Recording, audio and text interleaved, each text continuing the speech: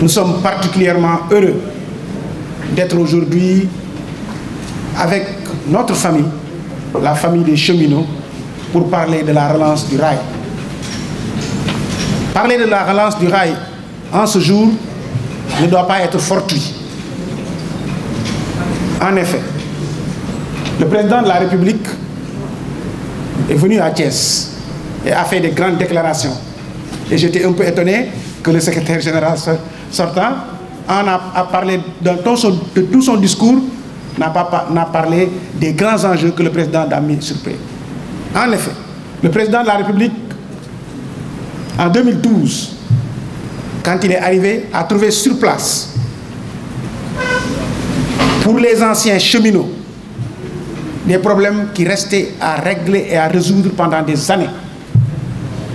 Ma première rencontre avec le président de la République était de lui demander de régler le problème social, qui était lancinant. Et alhamdoulillahi rabbil alamin, une grande partie des problèmes sociaux des chemins de fer a été réglée par le président de la République. Non seulement il a réglé le problème des cheminots, des anciens, mais il y avait également un autre grand problème.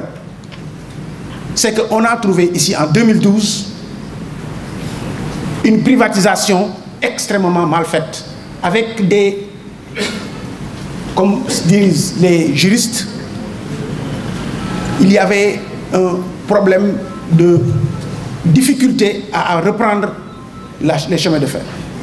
Ce n'était pas facile. Il a fallu, par le fait du prince, que le président de la République reprenne les chemins de fer, afin d'en faire aujourd'hui, là, qu'on puisse parler de relance. Parce que sinon, on n'aurait même pas pu parler de relance. Pendant 7 ans, sans avoir travaillé, le grand baobab couché, le président de la République a payé les salaires. Et ce n'est pas une petite chose, parce que faites le calcul, c'est des milliards. Sinon, ça aurait été un drame social inextricable. Pour donc dire l'importance que le président donne au chemin de fer. À cela s'ajoute, lors de son dernier passage, le président de la République, non seulement a dit vouloir changer le nom de la ville de Thiès, Ñaari Dëkk, benn dëkk ñaari gaar,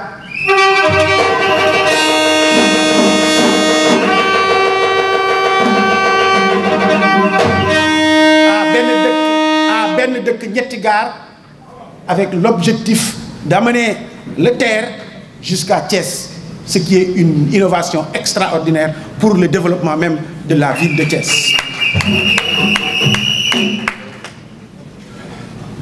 Il y a également aujourd'hui, le président vient de lancer, et les travaux ont déjà démarré, en tant que cheminot, vous le savez, la relance et la réhabilitation du chemin de fer de Dakar, de Thiès à Tambacounda. Et l'objectif est qu'en 10 mois, 11 mois, Inch'Allah, le train redémarre à siffler. Et c'est notre ambition. Et c'est l'ambition du maire de la ville de Thiès, qui l'a maintes fois réitéré. Notre ambition à nous tous, en tant que Thiessois, au-delà de l'aspect économique, au-delà de l'aspect social, mais il y a un aspect émotionnel qui nous relie au rail, et nous voulons entendre encore le sifflement des chemins de fer et le sifflement des rails. Et c'est notre ambition, et c'est l'ambition du monsieur le maire. Et le président de la République vient de le démarrer. Au-delà de cela, le président vient de faire un acte d'une grande portée sociale. Il vient de donner les maisons à tous les cheminots qui habitent la cité des chemins de fer. Donc, non, ça c'est, vous savez, chacun a son avis. Il n'y a que la perfection, elle est divine. Mais c'était une grande demande, et c'est une demande sociale pendant longtemps, et il a accepté cette demande. Mais la perfection, elle est divine. Certains auraient bien voulu l'avoir, d'autres non, mais aujourd'hui il a donné, et ceux qui sont là-bas, je pense, doivent être remercier le président pour cet acte de magnanimité. Aujourd'hui, je pense que l'enjeu majeur auquel nous devons faire face, c'est qu'ensemble, tous les syndicats réunis doivent travailler à la relance de ce chemin de fer. Ce chemin de fer fera de Thiès ce qu'il a toujours été, mais fera renaître l'espoir du Sénégal. Parce que l'espoir du Sénégal, le chemin de fer étant le cordon ombilical entre le Sénégal et le reste de l'Afrique, il faut qu'on travaille à cette relance, à cette redynamisation, tant rêvée par M. le maire, mais par nous-mêmes également, mais également par tous les Thiessois.